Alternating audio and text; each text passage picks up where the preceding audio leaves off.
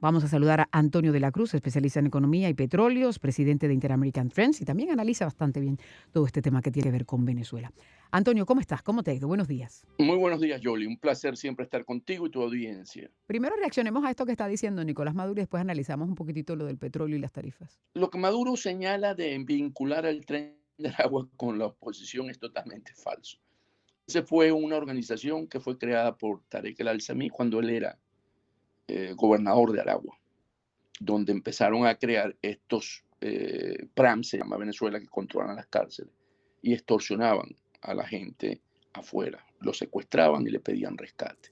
Era una manera de poder mantener el pranato, que se llama, o la parte criminal controlado de las cárceles. En esa cárcel tenían desde zoológico hasta discotecas. Entonces, una vez que el régimen decide tomar una decisión de poder sacar por la migración a todo su control de esas bandas criminales, las liberan y ellos salen y empiezan a operar ya no dentro de Venezuela, sino en América del Sur inicialmente. Y controlan en Colombia, en Ecuador, en Chile. Y entonces, y el dato más importante de esto es que la Fiscalía chilena independiente determinó que Diosdado Cabello fue el que dio la orden al Tren de Aragua, a los operadores del Tren de Aragua en Chile, en Santiago, para asesinar al teniente Roland Ojeda. Entonces, esa vinculación directa está determinada por una fiscalía que es independiente. Y después, ante la migración por no tener oportunidades en América del Sur, porque se estaban volviendo cada vez más difícil, tomaron la decisión de migrar los venezolanos hacia Estados Unidos. Pero esta migración de los venezolanos, como hay un control, y eso se ve muy fuerte en el manejo de las mujeres jóvenes en el trabajo sexual, sobre todo en Colombia por parte del Tren de Aragua. Entonces, ¿qué pasó? Que esos venezolanos que tenían necesidades de seguir migrando por las condiciones en Venezuela, decidieron ir a la frontera sur al tener oportunidades de poder tener opciones de ingresar. Se convirtió en común.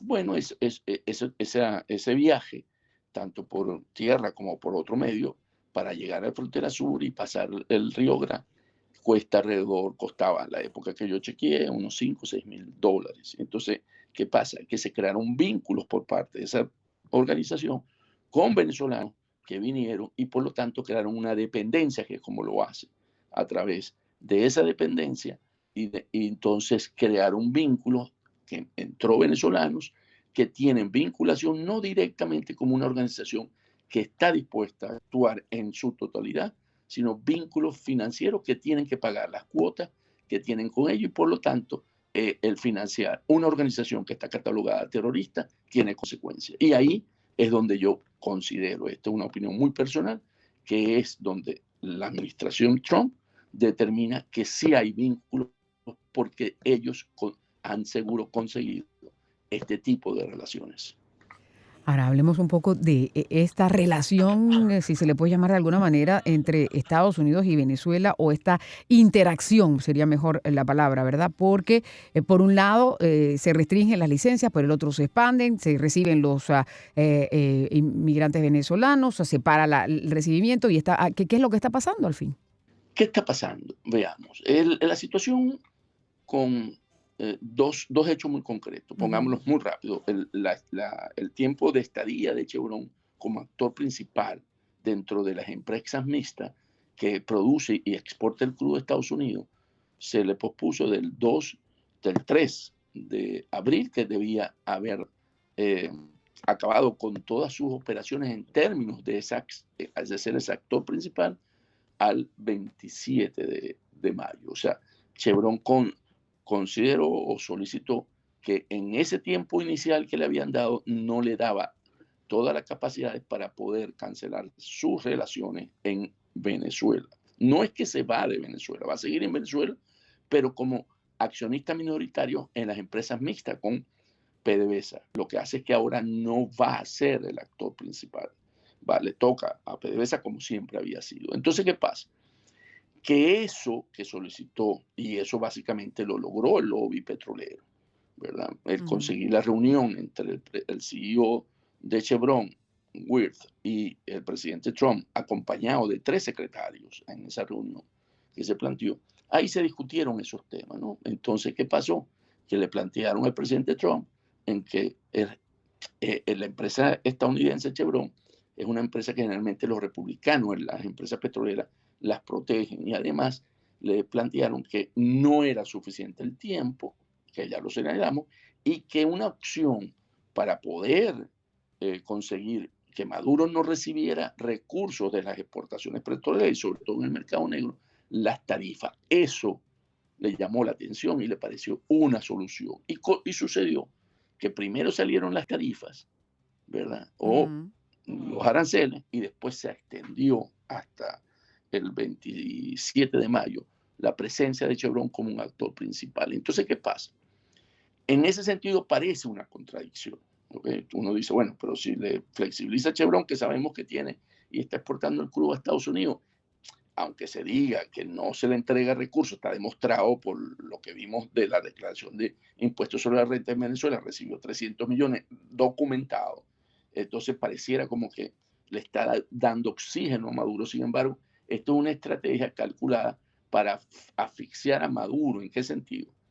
En que hasta ahora las sanciones habían sido a empresas y siguen siendo empresas y personas que es estadounidenses que tengan relación con PDVSA. Ahora no, ahora va a ser la sanción al país, y el país con sus exportaciones a Estados Unidos. Entonces eleva el control de burlar la sanción a nivel del gobierno. ¿En qué sentido? En que si se logra determinar, ¿verdad? Ya pongo, aquí puse un sí porque esas exportaciones hacia el mercado negro, que es básicamente porque están sancionadas por la FAC, va a sufrir un 25% adicional de las aranceles que ya tiene. Pongamos el caso de China, que es donde compran gran parte de este crudo venezolano. Si al determinar el secretario de Estado, porque además está en responsabilidad Marco Rubio, determinar estas condiciones, por supuesto, con el de Tesoro y el de Comercio, pero el rol primordial lo tiene el secretario de Estado. Determina eso, los productos que vienen de China a Estados Unidos van a tener un arancel de 45%, 25% adicional. Entonces ahí, por eso los compradores de ese crudo, que son las refinerías independientes de China, no las refinerías grandes, sino las pequeñas, que se le llama, por cierto, refinerías cafeteras, pues son como unas cafeteras en términos de su tamaño. Dijeron, en abril no vamos a comprar crudo venezolano, vamos a esperar que decide Pekín, que decide el gobierno, porque puede traerle consecuencias a el país. Y ahí está una de las partes importantes de esa nueva línea roja que traza la administración Trump, en la que los países, y por eso vimos la respuesta de España contundente, vimos India no se ha pronunciado, que firmar un acuerdo de libre comercio con Estados Unidos, y porque ahí la refinadora Reliance, que es la que compra el crudo venezolano, unos 100,000 barriles día, entonces también tiene que evaluar cómo va a manejar esto, y seguro que en abril no van a comprar crudo venezolano. ¿Y qué sucede en este tipo de circunstancias? Porque esto es algo que se negocia a futuro. Es correcto. En términos de precios de negocios a futuro, si van a comprar en abril para mayo, porque ya China, las refinerías chinas estas que conversamos, ya dijeron en abril no vamos a comprar crudo, no vamos a comprar, lo compran en el mercado, lo sustituyen. Pero ¿qué pasa?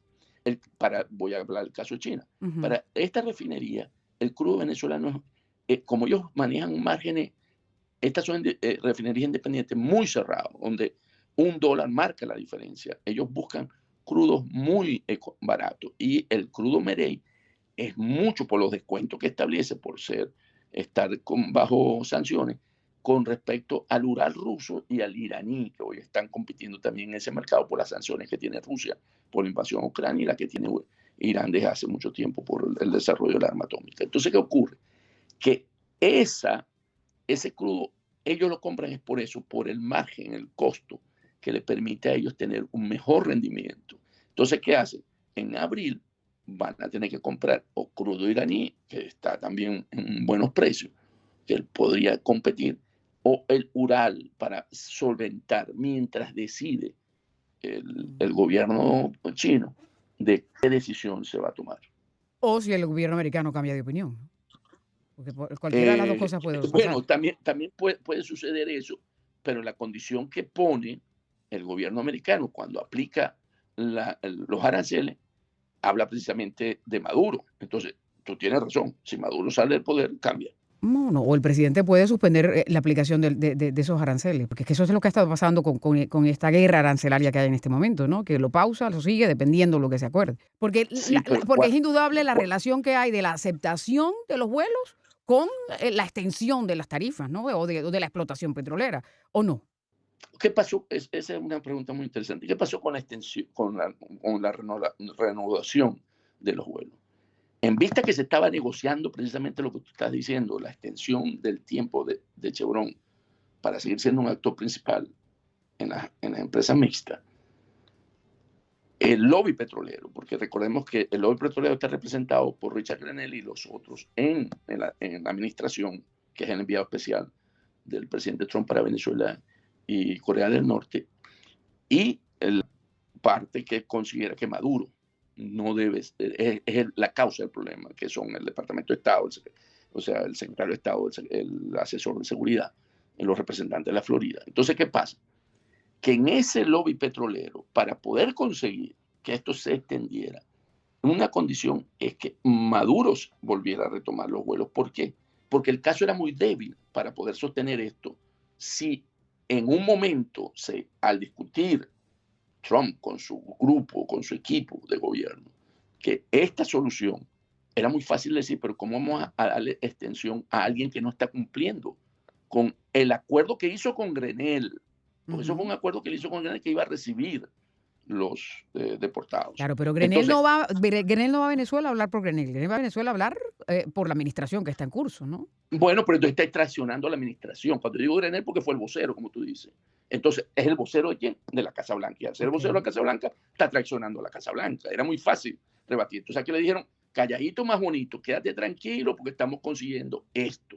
Porque sí hay comunicaciones de ese sector con el administración, por supuesto, con el régimen de Maduro. ¿Okay? Entonces, ¿qué le tocó a Maduro? Además, el mismo secretario de Estado le dijo, es una condición que tienen los venezolanos de regresar a su país y Maduro los tiene que recibir. Y entonces, por ser venezolano. Entonces, ¿qué ocurre?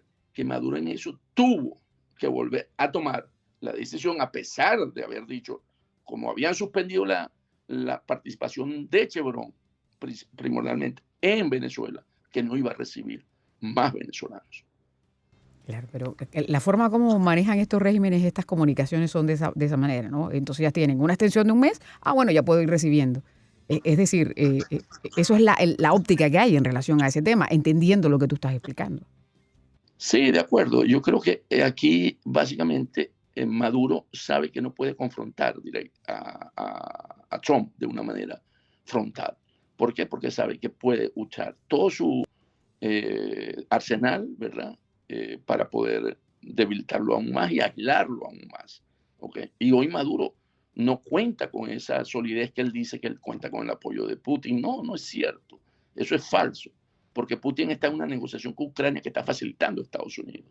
Claro, y tampoco Putin está en lo suyo, cierto. Exactamente. Ahí lo interesante va a ser con los chinos y los indios, ¿no? Yo creo que esa porción, y mencionabas a los indios, que son el segundo mercado que más le compra por esto que le están consiguiendo barato y todavía no se han pronunciado. Es decir, que eso es una historia que continuará. Este capítulo de Netflix nosotros tenemos una historia para los que de pronto acaban de llegar, que desde hace rato conversábamos con Antonio, porque esto parece una película, pero es la realidad. Es una novela. Es increíble. Y es que uno escucha hasta lo que está mencionando Maduro y parece un sketch de Saturday Night Live, y en fin. Ay, sí, de acuerdo contigo, de acuerdo contigo.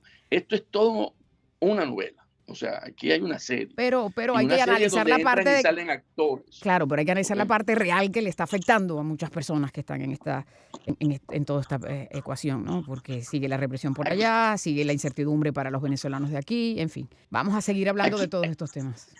¿Sí? ¿Querías agregar algo? Aquí el foco... Aquí el foco es que el 28 de julio hubo una decisión del pueblo, que es fue la soberanía popular que decidió un cambio. Y creo que ahí hay que centrarse y seguir apuntando, porque eso es lo que ocurrió y ese es un hecho. Eso no es que fue ficción como en las novelas. Mm, claro, pero todavía sigue ocupando el Palacio de Miraflores Nicolás Maduro y esa es una realidad. Entonces, por eso hay que ir lidiando Ese, poco a ese, poco. no, ese también es un hecho porque usurpa el poder, porque él Ujú, decidió atrincherarse. así es. Muy bien, pues vamos a seguir hablando de todo esto, por supuesto. Como en las películas, cuando uno piensa que va a llegar al final, todavía aparece alguna otra cosa No, que no, falta capítulo, tenemos que seguir extiende creando. la temporada. Muy bien, El script lo estamos desarrollando, el y en próximo. vivo, así es, pero la realidad está superando la ficción. Antonio, muchísimas gracias, como siempre, por estar aquí con nosotros. Seguimos analizando Un todos gran estos placer, temas. Buen Jordi. día para ti. Chao. Es Antonio de la Cruz, especialista en economía y petróleo, con nosotros a esta hora.